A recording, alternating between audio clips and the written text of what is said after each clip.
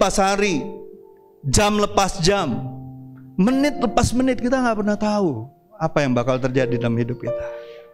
Makanya kita butuh Tuhan setiap hari, kita butuh Tuhan tiap jam. Ada perkara-perkara yang sulit, yang kadangkala datangnya sekonyong-konyong. Ingat waktu murid-murid Yesus di perahu itu, angin itu sekonyong-konyong dibilang datang. Saudara tahu nggak, kalau sesuatu datang sekonyong-konyong, sesuatu yang nggak terduga dalam hidup kita, itu bisa membuat kita takut. Karena kita nggak tahu apa yang bakal terjadi. Tapi jauh lebih baik kita ada di dalam perahu bersama Yesus ketika masalah itu datang, daripada kita ada di luar perahu tidak bersama dengan Tuhan. Saudara dan saya beruntung, kita ada di satu perahu di mana kita percaya bahwa Tuhan ada bersama dengan kita.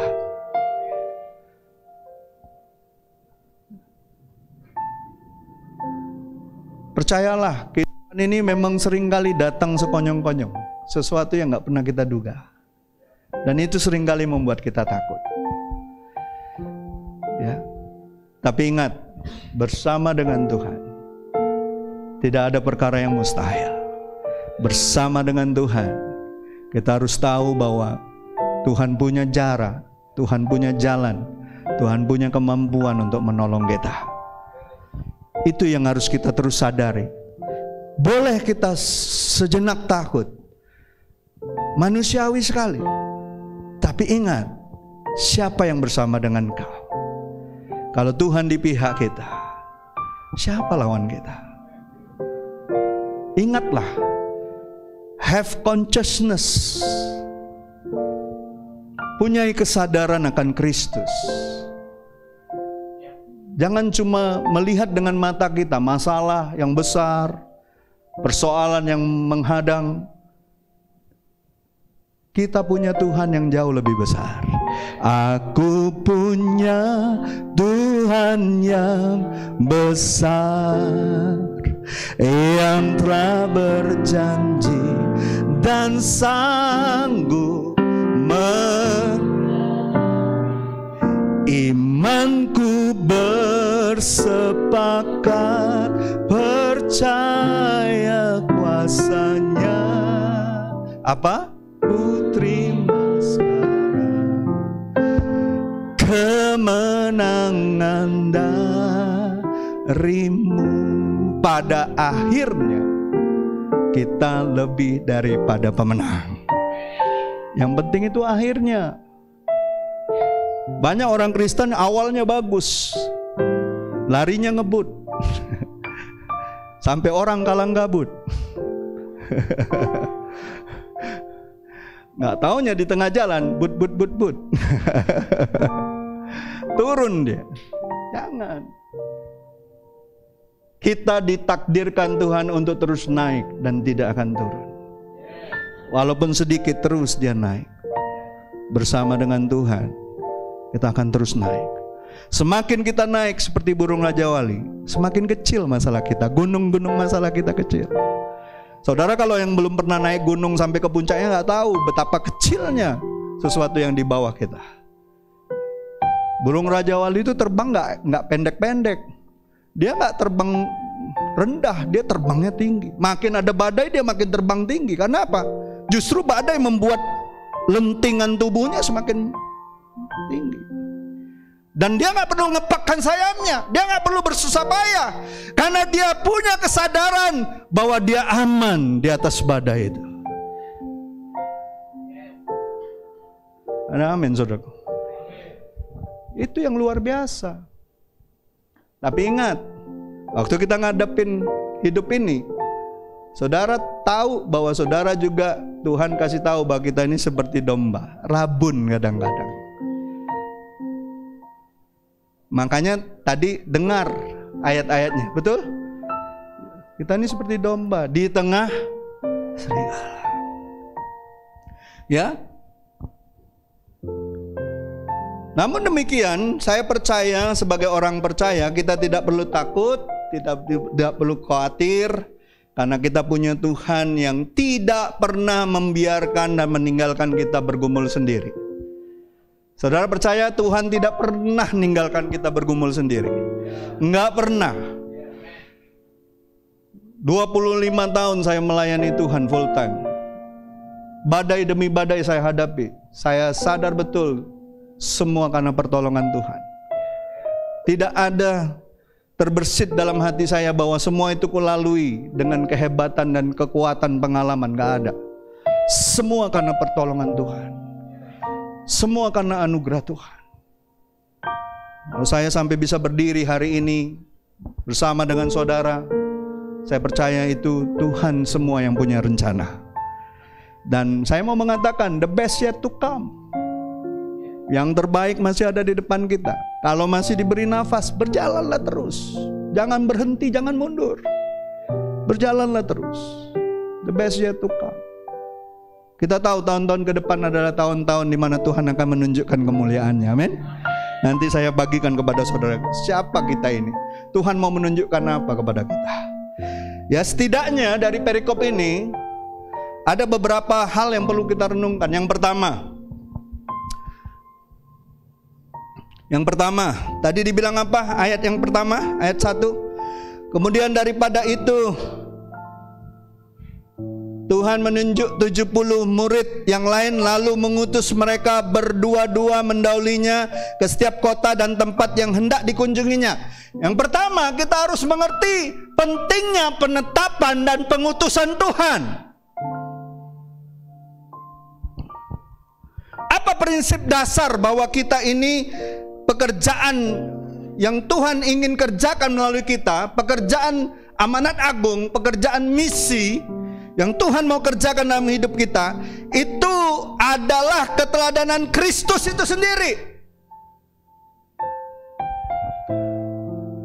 Siapa yang percaya kita ada di dunia ini sedang melakukan misi Tuhan? Engkau tidak hidup untuk dirimu sendiri. Tuhan punya misi dalam hidup kita.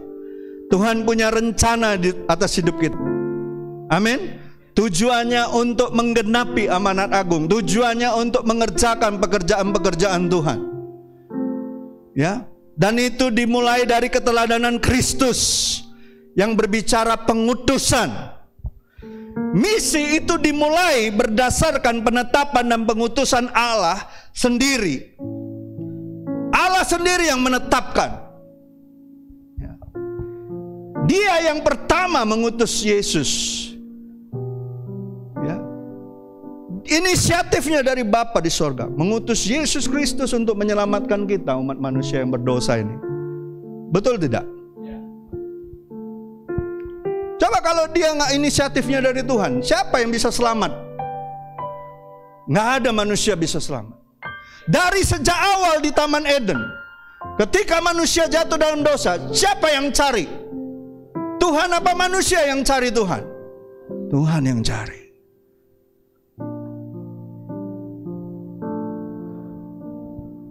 Dengan pola yang sama, demikianlah Yesus mengutus 12 murid-muridnya, juga mengutus 70 muridnya untuk mengenapi misi Allah.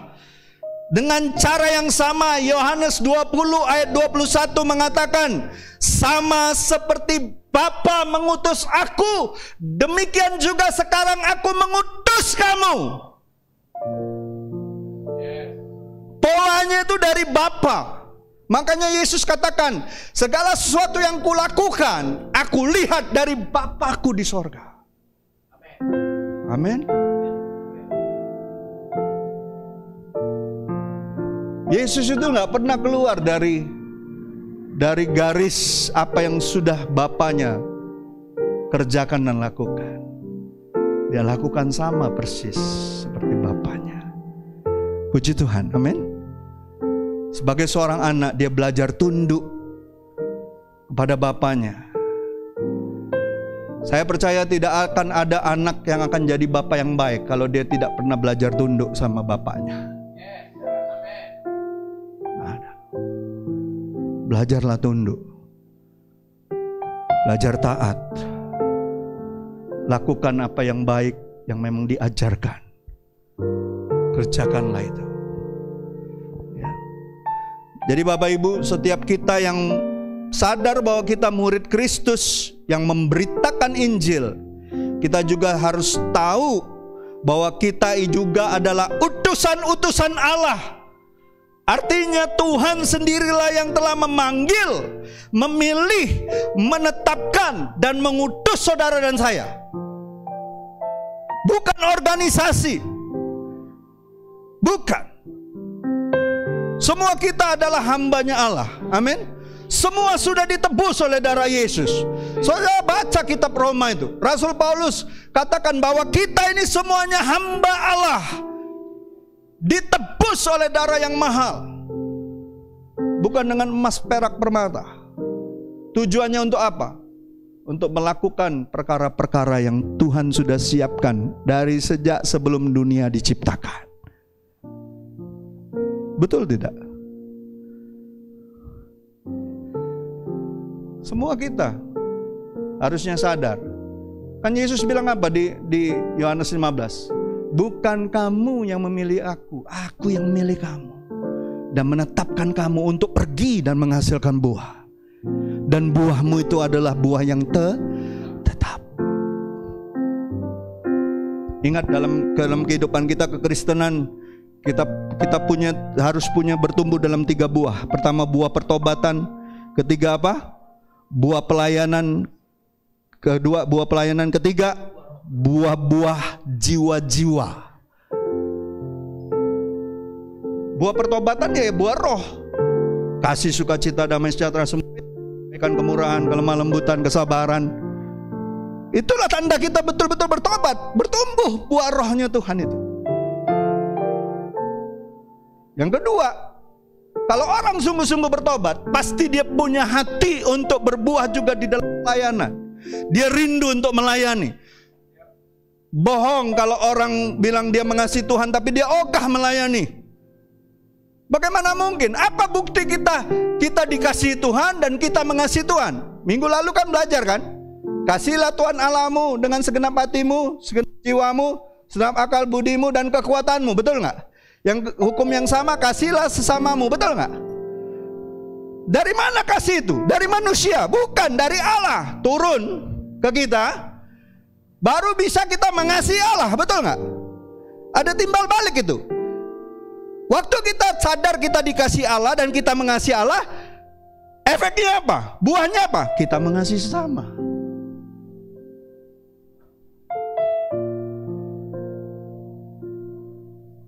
Jadi orang Kristen kalau ngomong, aku mengasihi, aku tahu kok Tuhan mengasihi aku dan aku mengasihi Tuhan. Tapi kalau diminta melayani nggak mau.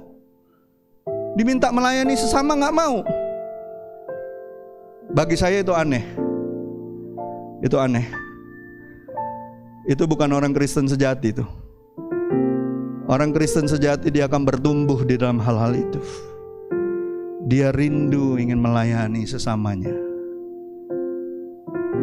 Bukti bahwa dia mengasihi dan dikasihi. Dia rindu melayani sesama. Ya. Jadi Bapak Ibu, saudara-saudariku yang terkasih, ingat, semua kita ini walaupun domba-domba di tengah serigala, kita tahu bahwa kita ini ditetapkan, diutus dan dipilih Tuhan, diteguhkan Tuhan. Untuk apa? Untuk memberitakan Injil.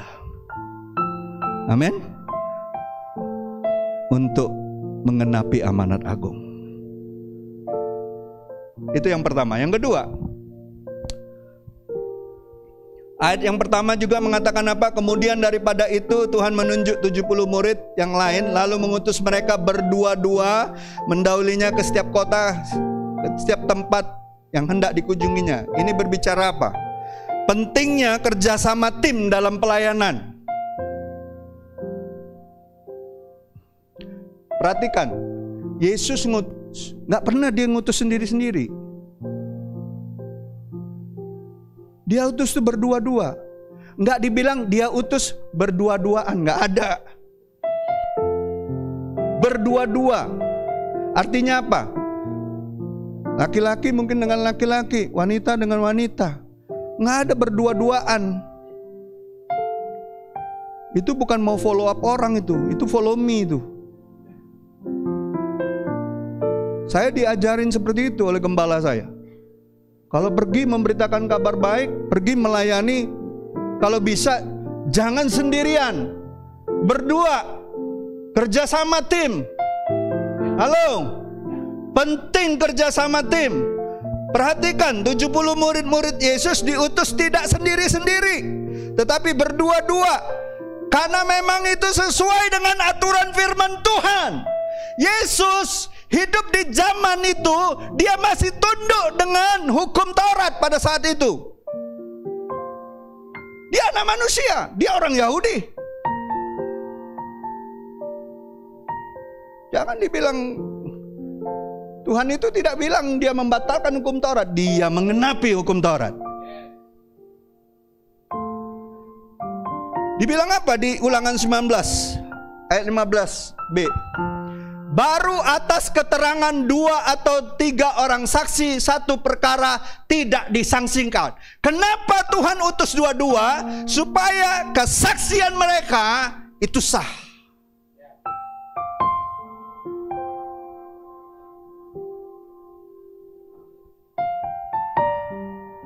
Sekaligus apa? Untuk saling menopang, untuk saling membantu dalam pelayanan. Ketika menghadapi tantangan, maka mereka akan lebih efektif. Ya. Ini bukan berarti melayani sendiri-sendiri itu salah, bukan. Halo. Tapi kita harus tahu bahwa berdua lebih efektif. Dikatakan apa? 1 kalahkan 1000, 2 kalahkan berlaksa-laksa. Kenapa kesaksian suami istri itu penting? Karena 2 kalahkan berlaksa-laksa. Apalagi kalau sudah berkeluarga. Oh, kesaksian saudara kalau hidup benar, hidup tidak bercela di hadapan Tuhan, hidup takut sama Tuhan. Ketika saudara bersaksi tentang kebaikan kemurahan Tuhan, itu powerful. Itu dahsyat. Kenapa? Karena kita memenuhi hukum Tuhan. 2-3 orang saksi, satu perkara sah. Ketika ada yang lemah, yang satu masih bisa menopang, masih bisa mendoakan. Di gereja Tuhan saya berharap di gereja ini tidak ada yang merasa dirinya lone ranger, jagoan sendiri. Oh, merasa jagoan, masa paling rohani, pergi kemana-mana. Oh, saya tahu banyak, saya tahu ini, sudah ngalamin ini, sudah ngalamin. Tidak ada ceritanya. Tuhan utus itu 2-2. Bahkan 12 rasul pun diutusnya 2-2. Amin? Ada amin gak saudara? Oh, udah amin berarti banyak yang lone ranger di sini. Nggak ada itu cerita cowboy doang itu, lone ranger itu. Jangan jadi jagoan, nggak ada cerita rainbow-rainbowan di gereja. Di gereja itu harus bekerja sama. Semua tim pelayanan, termasuk komsel. Nggak ada komsel yang lebih hebat dari yang lain. Semua harus berjejaring, semua harus jadi simpelnya Tuhan. Supaya apa? Semakin hari makin kuat, makin hari makin saling melengkapi satu dengan yang lain. Amin. Gereja juga seperti itu. Jangan merasa diri kita yang paling kuat, paling benar, paling bagus pengajarannya. Nggak ada ceritanya itu. Semua gereja punya panggilan khusus. Israel aja 12 tribe, 12 suku punya panggilan khusus masing-masing. Bani Lewi lakukan apa? Bani Yehuda lakukan apa? Bani Isakar lakukan apa? Semua punya kekhususan. Jadi jangan pernah kita merasa gereja kita yang paling bagus, gereja kita yang paling hebat, gereja kita menangkan banyak jiwa yang paling banyak. Tidak, saudaraku. Setiap gereja punya panggilan khusus dan saling melengkapi satu dengan yang lain. Apalagi kita dengan macam ragam berbeda cara berpikir, cara pelayanan, karunia yang berbeda, betul tidak? Mari kita bekerja sama. Bilang sama sebelahmu, aku membutuhkan engkau untuk menangkan lebih banyak jiwa bagi Tuhan. Amin. Aku butuh engkau. Aku butuh engkau. Apalagi suami istri. Sudah lihat dan sebelah, ragu-ragu ngomongnya, aku butuh engkau. Wah, gawat itu. Itu bahaya, itu perlu konseling, perlu dibaptis ulang itu kalau kayak gitu. Halo. Kita saling membutuhkan, amin. Diutus Tuhan berdua-dua, ya. Supaya apa? Supaya kalau kita berdua-dua, kita bekerja sama, kita akan jadi efektif. Ya. Kita akan jadi maksimal. Dampaknya lebih luas. Dampaknya lebih besar. Ada amin. Ada orang, ya seperti tadi saya bilang, ya. Yang paling parah tuh kalau hamba Tuhan merasa dirinya lone ranger, hebat sendiri. Merasa sudah paling besar, paling ini, paling maju pelayanannya. Dia gak mau kerjasama dengan yang lain. Tinggal nunggu waktu yang kayak gitu tuh. Tinggal nunggu waktu kalau yang kayak gitu.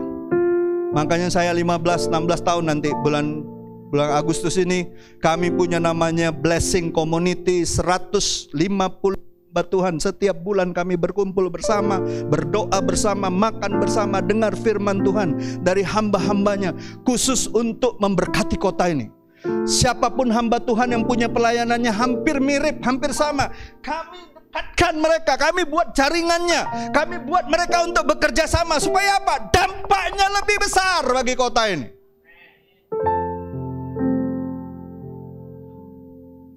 Kayak kita, gereja kita punya kekhususan. Kita dipanggil untuk memberkati kota ini. Dengan apa? Kita buat lagu-lagu daerah, ya, rohani dalam bahasa Palembang, cerita-cerita dalam bahasa Palembang. Tapi apakah dampaknya menjadi lebih besar karena kita sendirian?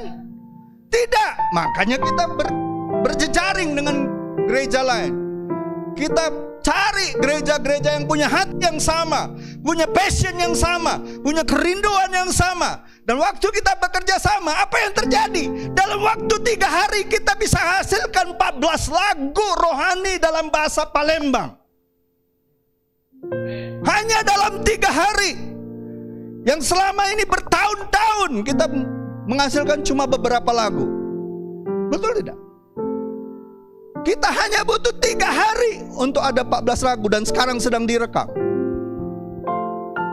Berarti powerful sekali yang namanya bekerja sama, berjejaring, membangun.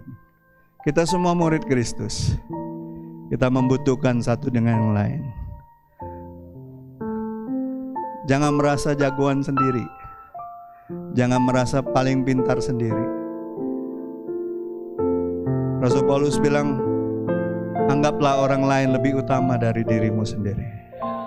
Hormati mereka. Amin. Lihat saudara seimanmu yang lain dari gereja lain yang punya passion yang sama. Jangan jadikan dia saingan. Jadikan dia sahabat. Bertukar pikiran. Bagaimana memberkati kota ini lebih besar lagi. Amin. Saya bersyukur. Saya ini siapa sih? Mungkin salah satu yang paling muda dari Aras di Aras itu. Tapi kalau mereka percaya saya untuk memimpin, apakah karena saya lebih pintar? Apakah gereja yang saya gembalakan lebih besar dari mereka? Tidak. Tapi saya percaya Tuhan panggil kita yang kecil, yang lemah ini untuk menyadari bahwa di dalam kesatuan, di dalam kebersamaan, nama Tuhan dibesarkan dan lebih banyak hal yang bisa kita kerjakan. Amin. Tuhan kan perintah yang baru apa sih? Padahal itu perintah lama kan sebenarnya. Yohanes 15. Kasihlah, hendaklah kamu saling mengasihi. Betul? Inilah perintah yang baru. Hendaklah kamu saling mengasihi, supaya dunia tahu dan melihat, betul, bahwa aku yang mengutus kamu. Tujuannya apa kita saling mengasihi, saling bekerja sama? Supaya dunia melihat bahwa benar kita ini utusan-utusan Allah. Itu tujuannya. Jadi kalau saudara nanti yang ada passionnya sama, mungkin sesuatu yang sama, yang pikirannya untuk pelayanan apa, pulang dari sini cari waktu ngopi kek, makan kek, ngerjain, bicarakan apa yang mau dikerjakan sama-sama.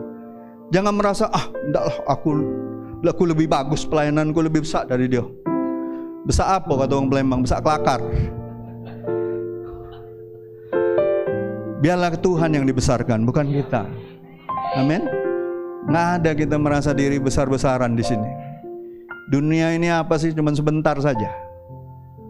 Kita harus lebih membesarkan nama Tuhan. Itu yang kedua. Yang terakhir, yang ketiga. Saya sudah mau cepat aja nih pulang.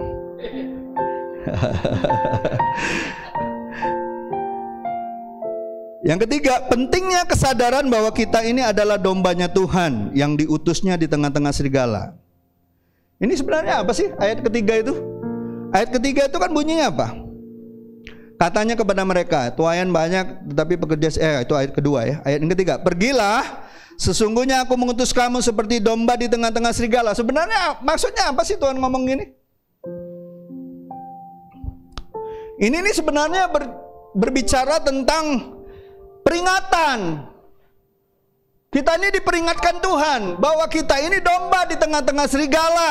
Artinya sebagai domba Tuhan, sebagai utusan Tuhan, kita harus siap akan ada masalah, akan ada ujian, akan ada tantangan.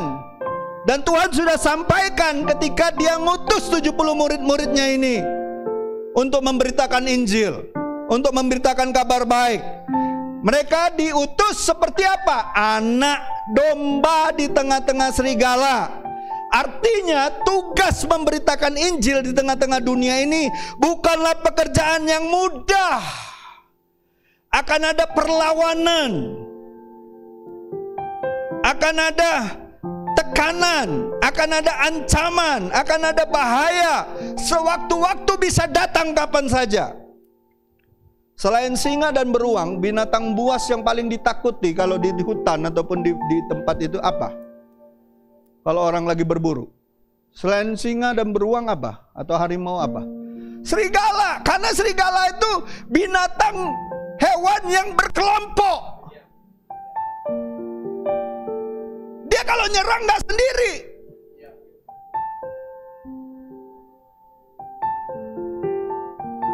Dan kita dibilang seperti domba di tengah serigala. Coba saudara bayangkan, coba tutup mata. Saudara domba dikelilingi, lagi dikepung sama serigala. Apa yang terjadi? Jangan-jangan tiba-tiba berubah wajahnya jadi serigala. Itulah dibilang serigala berbulu domba.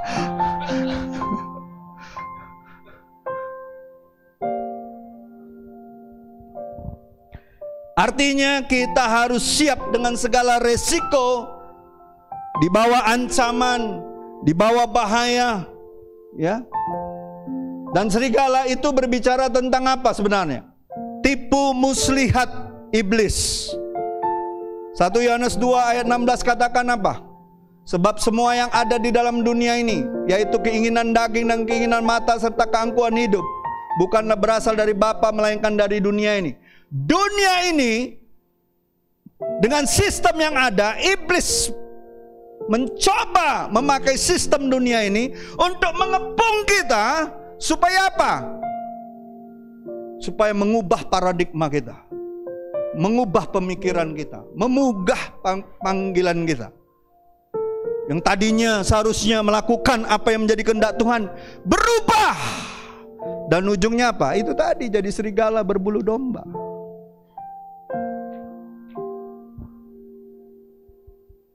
Siapa yang tahu baru-baru ini ada seorang yang tadinya orang percaya, melayani di gereja, tiba-tiba keluar dari imannya, terus pindah ke sebelah, malah menjelek-jelekan kekristenan, malah mencoba mendiskreditkan kekristenan, membongkar semua jaringan-jaringan pelayanan yang ada di kekristenan.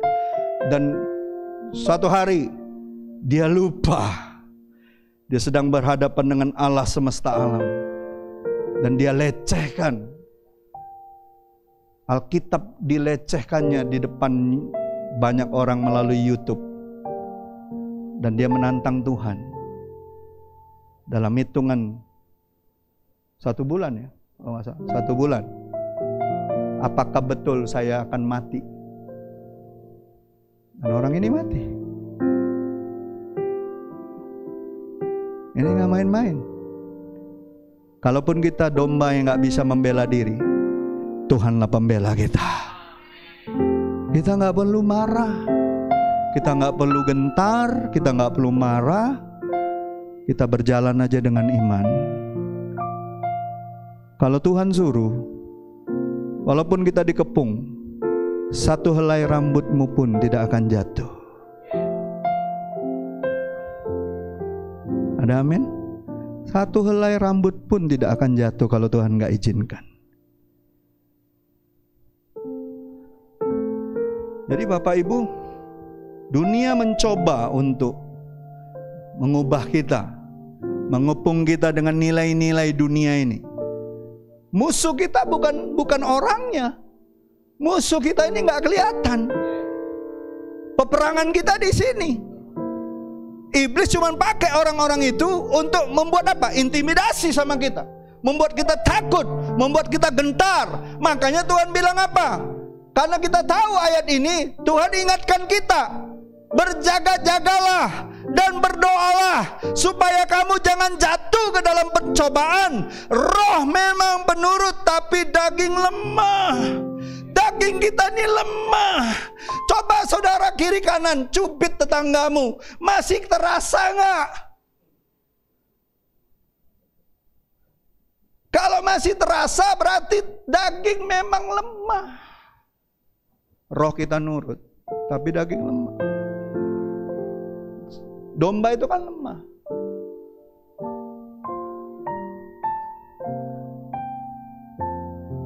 Jadi waktu pernyataan ini Yesus katakan kepada 70 muridnya, dia kan gak cuma sampai di situ dia ngomong. Betul gak? Kamu kuutus seperti anak domba di tengah-tengah serigala. Gak sampai di situ. Saudara baca ayat lanjutnya. Dibilang apa? Sudah domba di tengah-tengah serigala. Terus apa ayat 4-nya? Ayat 4-nya bilang apa? Janganlah bawa pundi-pundi atau bekal atau kasut. Janganlah memberi salam kepada siapapun dalam perjalanan. Nah, kau gawat. Kira-kira 70 murid Yesus tuh ada kegentaran gak di dalam hatinya?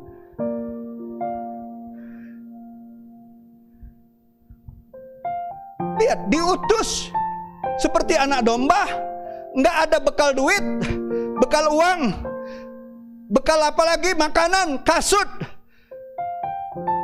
Ini apa artinya? Ini terkejut nggak 70 muridnya nih? Waktu Tuhan ngomong gitu, mereka kaget nggak? Ah, jangan pura-pura. Enggak.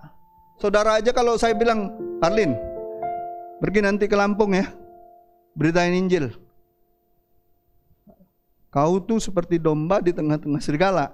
Terus jangan bawa duit, yang bawa bekal, yang bawa kasut. Ketemu siapa baik, jangan juk salam di sepanjang perjalanan. Apalah di pikiran dia? Nagilo gembalaku. Gila nih gembalaku nih.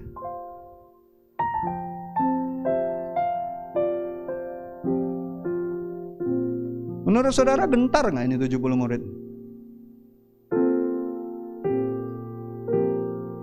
Saudara gak bisa jawab.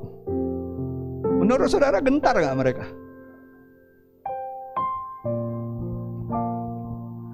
Kenapa dia ngomong gitu? Kalau sampai ayat 7 tuh, ada lanjutannya terus tuh. Iya kan?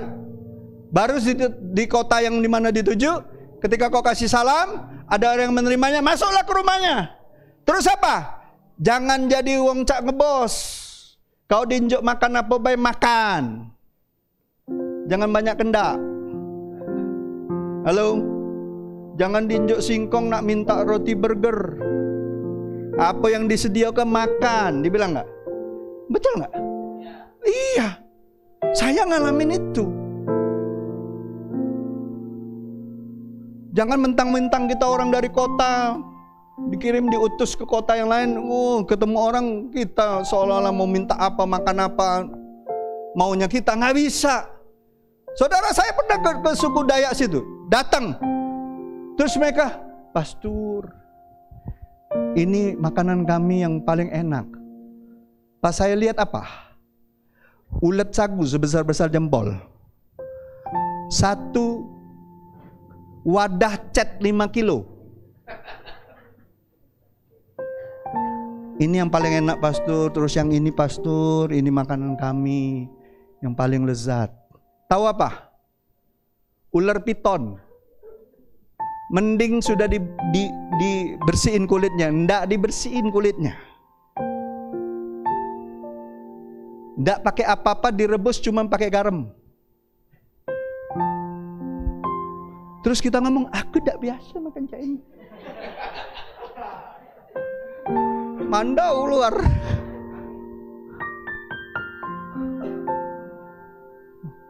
Ini suku paling ditakutin, suku Dayak, hutan. Orang dari salah satu suku yang pernah ribut sama mereka, dari jarak berapa ratus meter pun melihat mereka ini langsung nunduk-nunduk kalau jalan depan mereka. Takutan. Mengerikan ini orang-orang.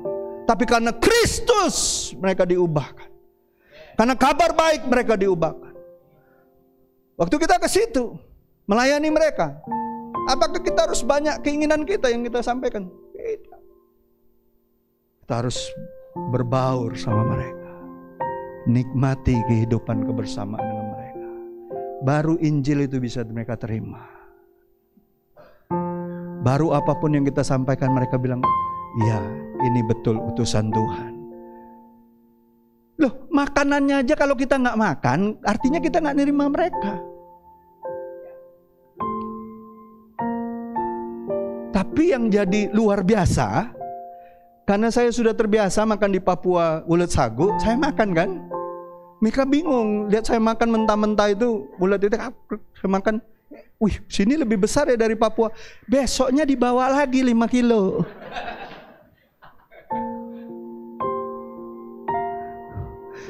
Dalam hati sih, nggak gitu juga kali. Dipikirnya saya doyan. Saya ajarin mereka, oh ada cara lain, cara makannya. Saya kasih margarin, saya bakar. Makan. Ada videonya, masih ada kok. Saudara, semua ada di firman Tuhan. Tujuannya apa? Tujuannya apa Tuhan ngomong gitu? Perhatikan. Jangan bawa uang, jangan bawa kasut, jangan bawa itu kalau di perjalanan jangan apa namanya? Dibilang apa tadi? Jangan memberi salam kepada siapapun dalam perjalanan. Artinya apa? Tuhan mau kita fokus dengan tujuan kita.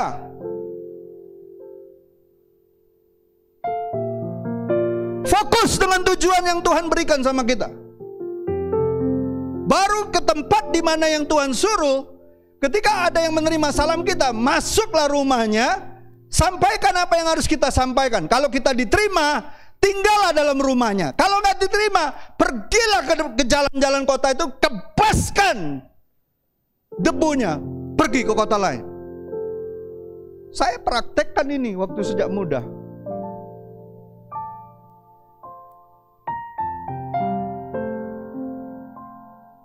Tuhan mau kita fokus, kita sadar Yesus adalah sumbernya. Kalau Tuhan yang utus, masa sih Tuhan biarkan kita mati kelaparan? Kalau Tuhan yang utus, masa sih Tuhan gak sediakan segala yang kita butuhkan? Sekarang saya tanya nih sama saudara, siapa yang percaya Yesus adalah sumber segala berkat Tuhan? Efesus katakan Kristus adalah sumber berkat apa yang disediakan Bapa di sorga. Semua yang disediakan di sorga untuk kita, itu sumbernya siapa? Kristus. Betul? Saudara sepakat? Saudara sepakat bahwa Kristus adalah sumbernya. Segala berkat yang diberikan Bapa itu sumbernya karena Yesus. Bukan karena kebaikan kita, bukan karena hebatnya kita, bukan karena rohaninya kita. Karena Kristus. Lalu kalau Dia nyuruh kita pergi melakukan tugas yang Dia perintahkan, kita ini punya kesadaran apa? Sumber kita uang? Sumber kita program-program kita? Sumber kita Kristus, Yesus. Pertanyaannya, kalau Yesus tidak cukup, Christ is not enough for you. Kalau Kristus tidak cukup bagimu, apa di jagat raya ini yang bisa memuaskan kau? Nggak ada. Uang, jabatan, pria, wanita, nggak ada yang bisa memuaskan kita. Artinya apa? Waktu kita pergi, kita sadar kita ini utusan Tuhan, dan kita tahu sumbernya adalah Yesus. Puaskan pribadi kita dengan dirinya. Yang lain itu akan menyusul. Carilah dahulu kerajaan Allah dan kebenarannya, semuanya akan ditambahkan. Saya ini sudah nyaksikan banyak orang Kristen, ketika dia nggak puas oleh karena Kristus pribadi, dia akan coba cari-cari jabatan, dia coba cari kedudukan, dia coba cari uang, dia coba cari kekayaan, dia pakai pelayanannya untuk memuaskan dirinya. Gak bisa. Cuma Yesus sumber kepuasan kita.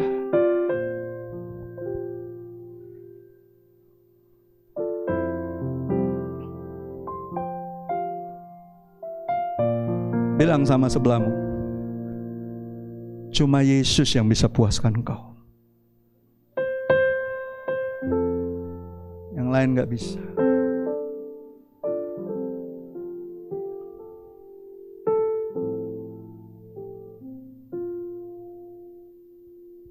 Amin. Ada amin? Kenapa Yesus ngomong kayak gini? Supaya kita murid-muridnya, fokusnya itu sama tujuan yang Tuhan tetapkan dan sama diri pribadinya Dia. Nggak perlu khawatir, nggak perlu takut. Ya betul, Tuhan punya perintah untuk kita kerjakan, tapi nggak usah khawatir untuk penghidupanmu, untuk apa yang bakal kau hadapi, untuk apapun yang akan kau terima dalam hidupmu. Dialah sumber kepuasan kita. Amin. Christ is enough for me. Christ is enough for me. Bahkan lebih daripada cukup. Puaskan diri kita di dalam Tuhan. Yang lain itu cuma sementara. Amin. Puaskan hidup kita karena Kristus. Yesus adalah sumbernya. Kalau Yesus yang memiliki segalanya, bahkan hal-hal yang kekal saja tidak memuaskanmu, saya kasih tahu, harta, kekayaan, tahta, wanita, pria, bahkan kalau istilah anak muda sekarang, tahta, wanita, Renata katanya. Maksudnya istri yang jago masak nggak akan puaskan kau. Halo? Hanya Dia yang sanggup puaskan kita. Kekuatan di batin kita, kepuasan di jiwa kita hanya ada di dalam Dia. Minggu lalu kita nyanyi lagu itu, betul? Iya kan? Kepuasan kita hanya di dalam Dia. Itu yang ketiga, yang terakhir. Nah, dari 3 hal yang kita renungkan tadi, kita sadar bahwa diri kita ini domba. Domba yang diutus, ditetapkan, ya, dipilih sama Tuhan. Kita bekerja sama satu dengan yang lain, ya. Dan kita sadar bahwa kita dombanya Tuhan yang lemah, yang rabun. Halo? Bagaimana supaya kita menang di tengah-tengah serigala? Kuncinya cuma satu. fokus berada dekat dengan Sang Gembala kita. Sebagai anak domba, jangan kita berlari menjauh dari Gembala Agung kita, yaitu Tuhan Yesus. Jangan pernah. Amsal katakan,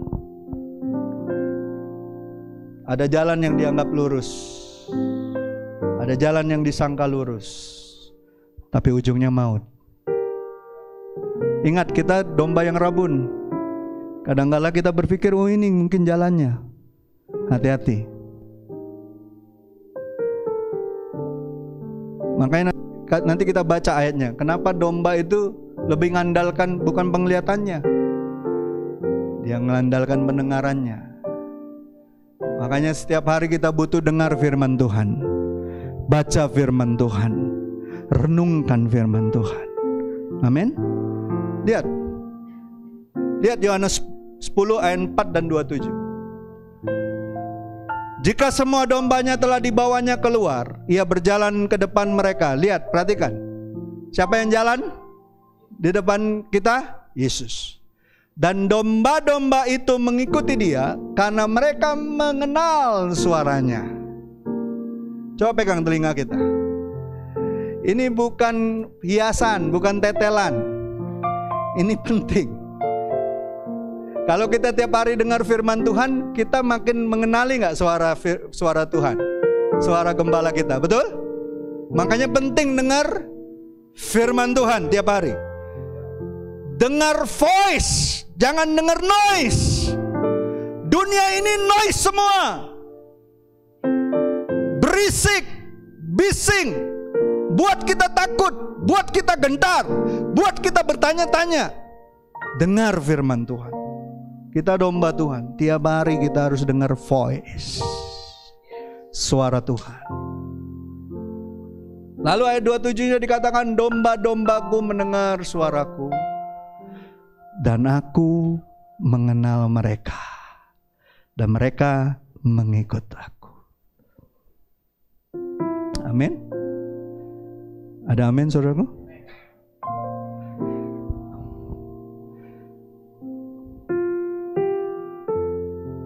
Saya akan akhiri di sini. Murid-murid waktu diutus 70 orang itu, memang mereka seperti domba di tengah serigala. Namun waktu pulang dari pengutusan, waktu mereka kasih laporan, mereka seperti pahlawan-pahlawan iman. Tadi kan saya bilang, kamu seperti domba di tengah serigala, kata Tuhan, betul gak? Jangan bawa uang, jangan bawa bekal, ada kegentaran pasti. Tapi waktu mereka pergi, mereka taat, mereka kerjakan. Apa yang terjadi? Pulang, mental mereka seperti domba di tengah serigala? Tidak. Mereka pulang seperti pahlawan-pahlawan iman yang membawa kemenangan. Coba kita baca. Coba lihat ayatnya. Lihat ayatnya. Kita baca sama-sama. Lukas 10 ayat 17. Kemudian ke-70 murid itu kembali dengan gembira dan berkata, Tuhan, juga setan-setan takluk kepada kami demi nama-Mu. Pergi mungkin dengan gentar, tapi pulang dengan gembira. Siapa yang nanti kalau mau pulang ke rumah Bapa kita, hati kita gembira? Amin. Selama pengutusan kita sebagai anak-anak kerajaan Allah, diutus tinggal di dunia yang sementara ini, mungkin ada ketakutan, ada kegentaran, ada ketidaktahuan kita sepanjang hidup. Bahkan kita seperti domba-domba yang lemah. Tapi nanti waktu kita pulang ke rumah Bapa, kita pulang dengan hati gembira, kita pulang dengan hati bersyukur, kita pulang nanti ngelapor kepada Bapa di sorga, Bapa, selama aku di dunia aku melihat kuasa-Mu bekerja, aku melihat cara-Mu yang ajaib, Aku melihat jiwa-jiwa dimenangkan untuk Engkau, Bapa. Aku bersyukur. Amin. Ada amin, saudaraku? Dan saya akhiri di sini. Zefanya 3 ayat 17. Kalau kita senantiasa dekat dengan Gembala yang agung, mengikuti jalan-jalannya, kita bukan hanya aman, kita bukan hanya terlindungi, namun Dia akan memberikan kita kemenangan demi kemenangan. Dia memberikan kita sukacita serta membaharui kita dengan kasih-Nya senantiasa. Zefanya katakan, kitab Zefanya katakan ini, Tuhan Allahmu ada di antaramu sebagai pahlawan yang memberi kemenangan. Ia bergirang karena engkau dengan sukacita. Ia membarui, ia membaharui, ia membarui, ia membarui engkau dengan kasih-Nya. Saudara, kalau minta dibaharui hidup kita, jangan minta apapun, minta kasih-Nya. Kasih-Nya membaharui kita setiap hari. Dan dikatakan ini, kalau biasanya kita baca di Mazmur, bersorak-soraklah untuk Tuhan. Di ayat ini dikatakan, Ia, siapa yang bersorak-sorai? Tuhan. Ia bersorak-sorak karena Engkau, karena Engkau, karena Engkau, karena Engkau, karena Engkau. Siapa yang percaya ketika kau melakukan tugas amanat agung, memberitakan Injil, ada jiwa-jiwa yang dimenangkan. Sorga bersukacita, ada sorak-sorai di sorga. Dia sendiri berdiri dengan sorak-sorai karena saudara dan saya. Amin. Ku hidup karena percaya Kau yang berjanji setia, pengharapanku selalu ada di dalam-Mu.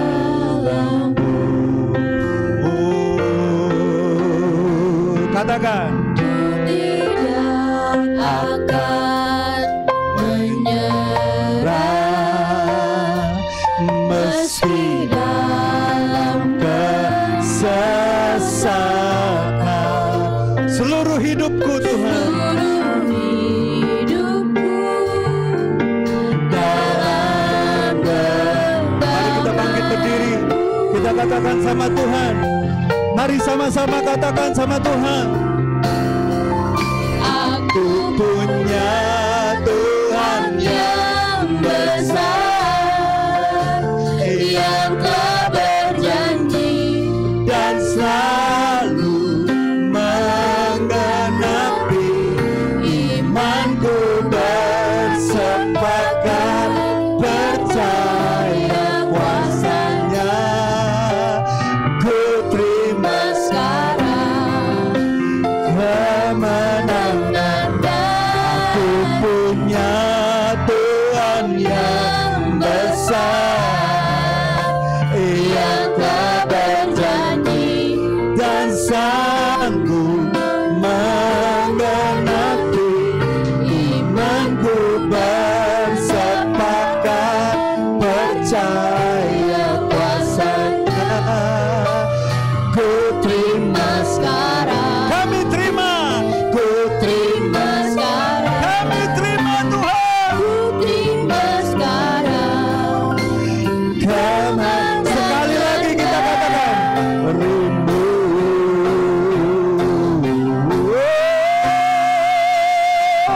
Aku punya Tuhan yang besar,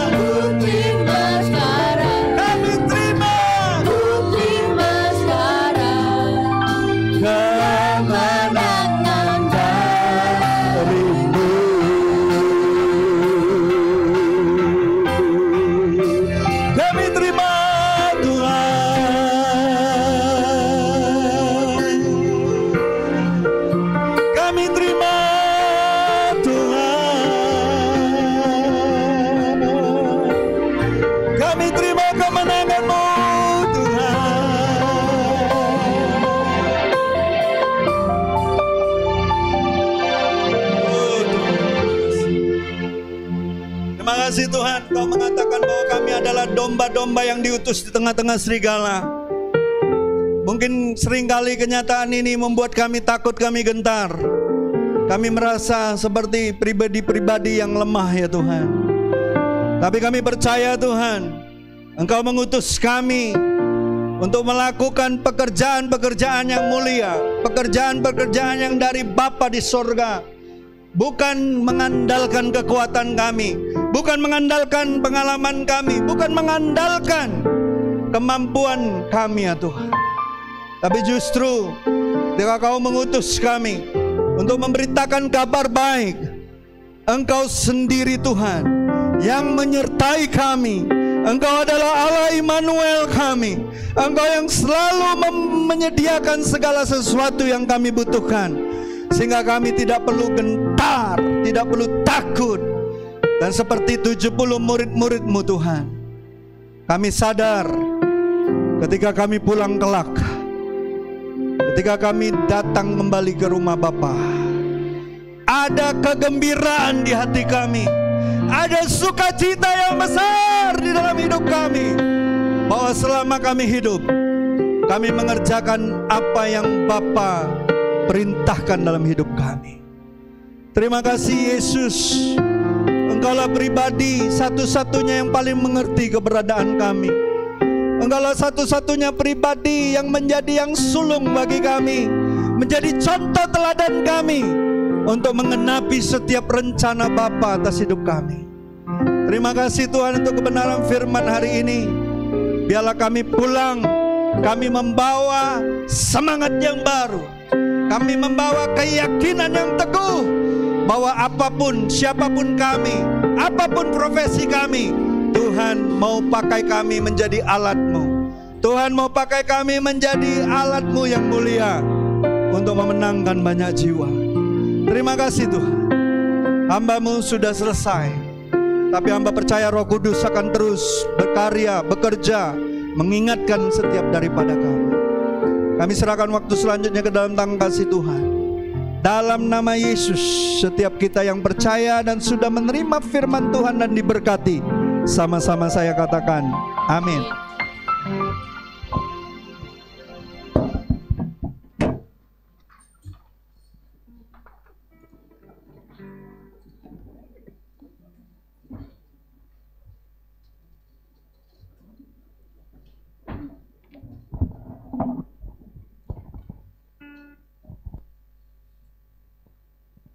Shalom. Halo. Terima kasih firman Tuhan yang sangat menguatkan ya, khususnya di masa-masa yang mungkin sulit ini. Sebelum kita memberi, saya ada firman Tuhan untuk kita semua di Markus 12 ayat 41 sampai 44 terjemahan bahasa Indonesia masa kini. Saya bacakan untuk kita semua. Persembahan seorang janda. Waktu duduk bertentangan dengan kotak persembahan di rumah Tuhan, Yesus memperhatikan orang-orang memasukkan uang mereka ke dalam kotak itu. Banyak orang kaya memasukkan banyak uang. Lalu seorang janda yang miskin datang juga. Ia memasukkan 2 uang tembaga, yaitu uang receh yang terkecil nilainya. Maka Yesus memanggil pengikut-pengikutnya lalu berkata kepada mereka, "Perhatikanlah ini. Janda yang miskin itu memasukkan ke dalam kotak itu lebih banyak daripada yang dimasukkan oleh semua orang-orang lainnya. Sebab mereka semua memberi dari kelebihan hartanya, tetapi janda itu sekalipun sangat miskin memberikan semua yang ada padanya, justru yang ia perlukan untuk hidup."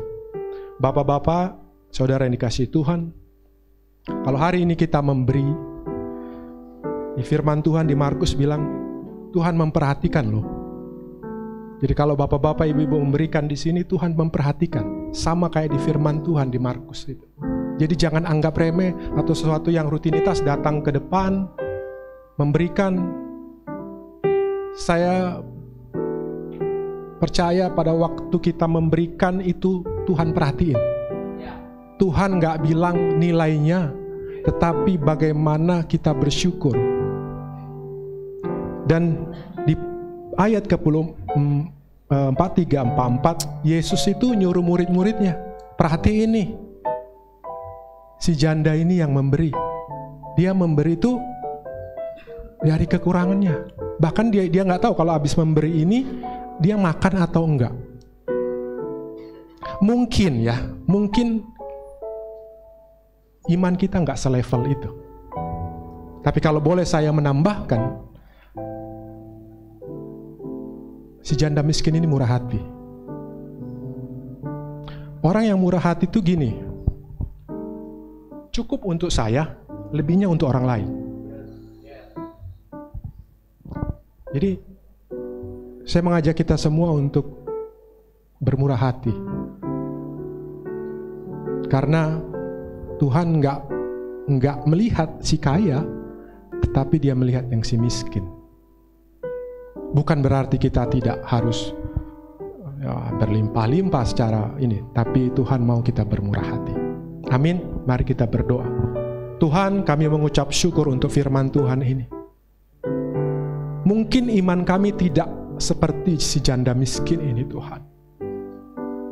Tapi kami mau apapun yang kami perbuat dengan segenap hati kami, seperti untuk Tuhan, bukan manusia, Tuhan.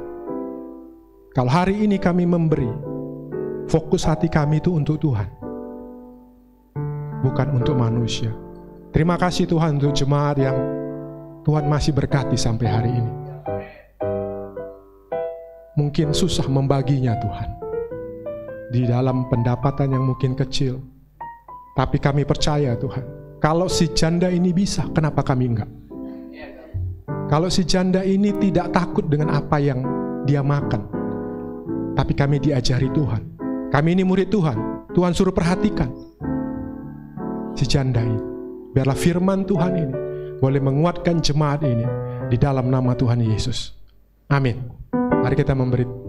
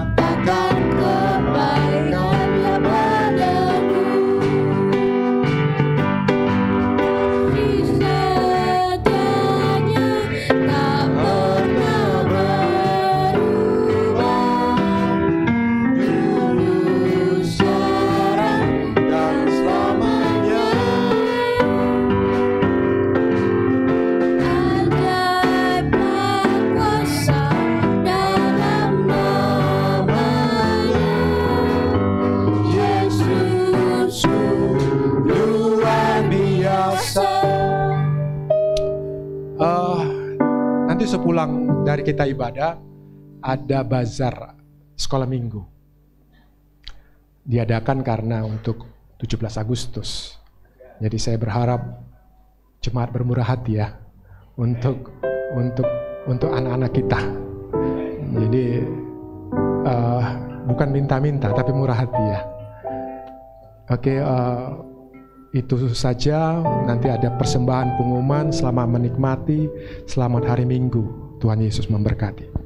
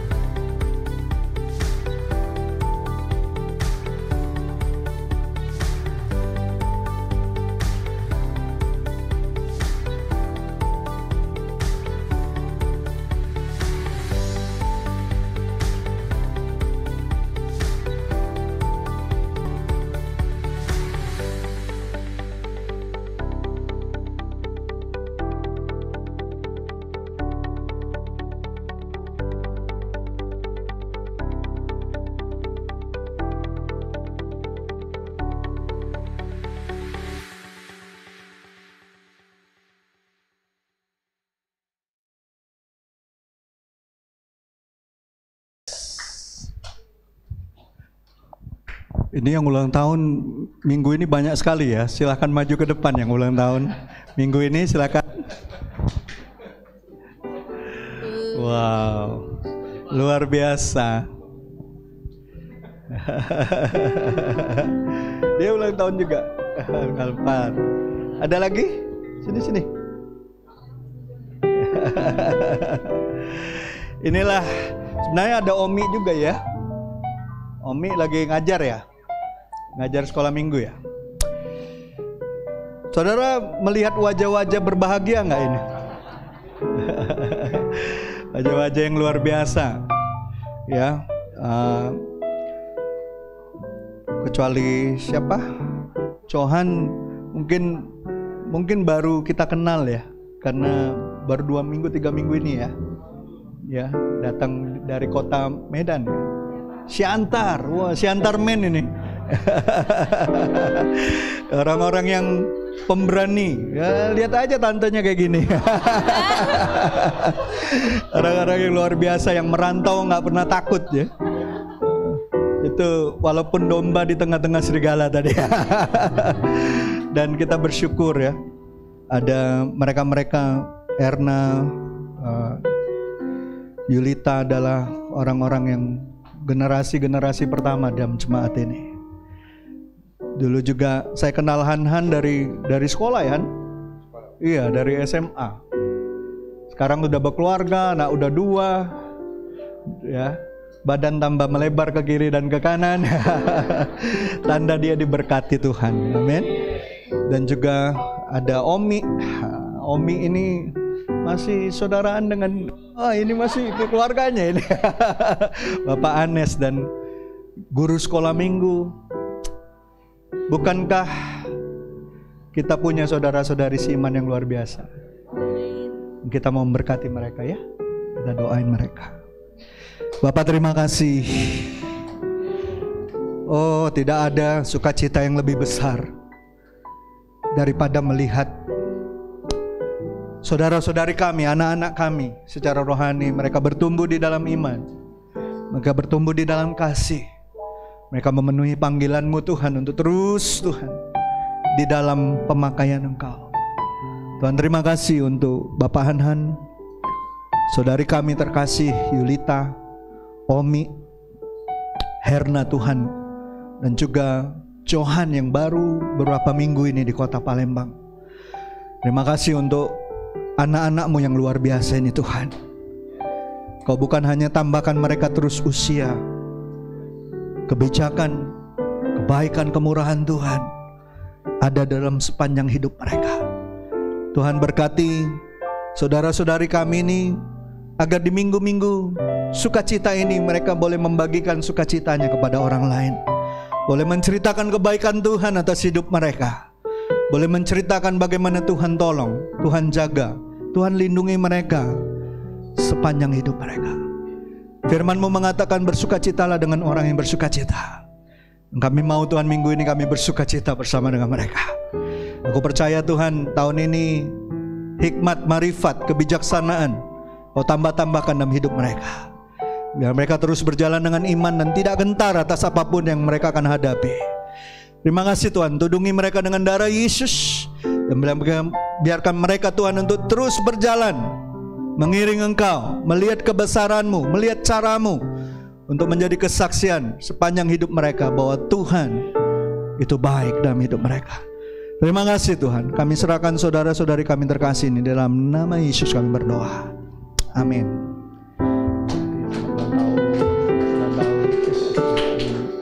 Ulang tahun Johan.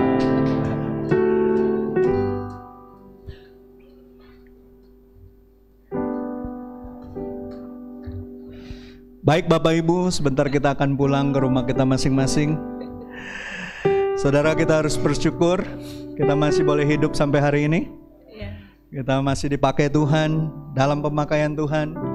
Dan saya percaya kita pulang rindu bawa berkat.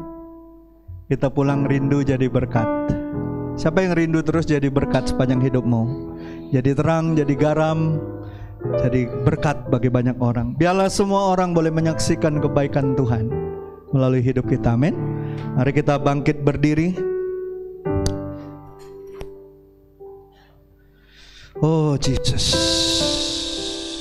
Oh Tuhan, terima kasih Tuhan. Terima kasih Tuhan, terima kasih Tuhan. Yes Lord, terima kasih Tuhan. Besar anugerah-Mu, melimpah kasih-Mu, semakin hari semakin bertambah besar anugerah-Mu, besar anugerah-Mu, melimpah kasih-Mu, semakin hari semakin bertambah besar anugerah-Mu, semakin hari semakin bertambah besar anugerah-Mu. Haleluya! Terima kasih Tuhan atas anugerah-Mu yang tidak pernah habis-habisnya atas hidup kami. Terima kasih untuk kasih karunia-Mu yang selalu Tuhan menyertai langkah-langkah kami, sehingga kami menjadi umat-Mu, menjadi anak-anak-Mu yang menyadari penyertaan Tuhan tidak pernah lepas atas hidup kami. Bapak, sebentar kami pulang rindu bawa berkat, kami pulang rindu jadi berkat. Bapak Ibu, saudara-saudariku yang terkasih, arahkan hati, pikiran, roh, jiwa, tubuhmu, dan angkatlah kedua tanganmu. Terimalah berkat daripada Tuhan. Kiranya Tuhan memberkati engkau dan melindungi engkau. Kiranya sinar wajah Tuhan menyinari wajahmu dan memberikan engkau kasih karunia. Kiranya Tuhan menghadapkan wajahnya kepada wajahmu dan memberikan engkau damai sejahtera. Anugerah daripada Allah Bapa kita, kasih karunia dan kebenaran yang datangnya daripada Yesus, penghiburan dan penyertaan Roh Kudus, membawa kita tetap taat dan setia sampai Yesus datang kedua kalinya, Maranatha, bahkan sampai selama-lamanya. Kita akan tutup doa berkat ini bersama-sama seluruh jemaat. Kita akan berdoa sebagaimana Tuhan Yesus ajarkan kita doa Bapa kami. Bapa kami yang di sorga, dikuduskanlah namamu, datanglah kerajaanmu, jadilah kehendak-Mu di bumi seperti di sorga. Berikanlah kami pada hari ini makanan kami yang secukupnya, dan ampunilah kami akan kesalahan kami seperti juga kami mengampuni orang yang bersalah pada kami. Dan janganlah bawa kami ke dalam pencobaan, tapi lepaskan kami daripada yang jahat. Karena Engkau-lah yang mempunyai kerajaan dan kuasa dan kemuliaan sampai selama-lamanya. Amin, amin, dan amin. Selamat hari Minggu. Tuhan Yesus memberkati. Shalom bagi kita semua.